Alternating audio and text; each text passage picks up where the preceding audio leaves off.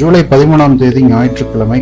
இன்றைய தினத்தின் கோச்சாரம் மற்றும் திதி நட்சத்திரம், யோகம், கரணம் போன்ற அமைப்புகளின் அடிப்படையில் பார்க்கும் பொழுது நவ கிரகங்கள்ல 6 கிரகங்கள் பலம் வாங்கியும் 3 கிரகங்கள் பலம் இல்லாமலும் உள்ளன. சூரியன் என்ற கிரகம் இன்று நல்ல பலத்துடன் இருப்பதால் இன்று மருத்துவம், அலோபதி மருத்துவம், அரசாங்க சம்பந்தப்பட்ட, அரசியல் சம்பந்தப்பட்ட விஷயங்கள் என்று செய்யலாம். சந்திரன் சிறப்பில்லாத அமைப்பில் இருக்கிறதுனால இன்றைக்கு பயணங்கள், அப்புறம் உணவு சம்பந்தமான, அதாவது புதுசாக ஒரு ஹோட்டலில் போய் நீங்கள் உணவு சாப்பிட ட்ரை பண்ணுறது, அது உங்களுக்கு அவ்வளோ எக்ஸ்பீரியன்ஸ் கொடுக்காது. புதிய ட்ரெஸ் வாங்குறது இன்னைக்கு தவிர்ப்பது நல்லது.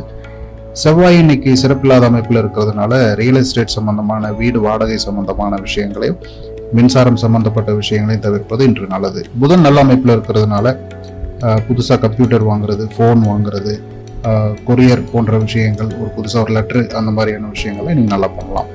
குரு மற்றும் சுக்கிரன் ஆகிய பணத்திற்குரிய கிரகங்கள் இன்று நல்ல அமைப்பில் இருக்கிறதுனால பணம் கொடுக்கல் வாங்கல், நகை போன்ற விஷயங்கள், புதுசாக இன்வெஸ்ட்மெண்ட், பணம் சம்பந்தப்பட்ட விஷயங்கள் இன்று தாராளமாக பண்ணலாம். ராகு நல்ல அமைப்பில் இருக்கிறதுனால ஆன்லைன் சம்பந்தப்பட்ட, ஆன்லைன் ஃபேஸ்புக், யூடியூப் போன்ற விஷயங்கள் மற்றும் பரிகாரங்கள் சம்பந்தப்பட்ட விஷயங்கள் என்று தாராளமாக பண்ணலாம்.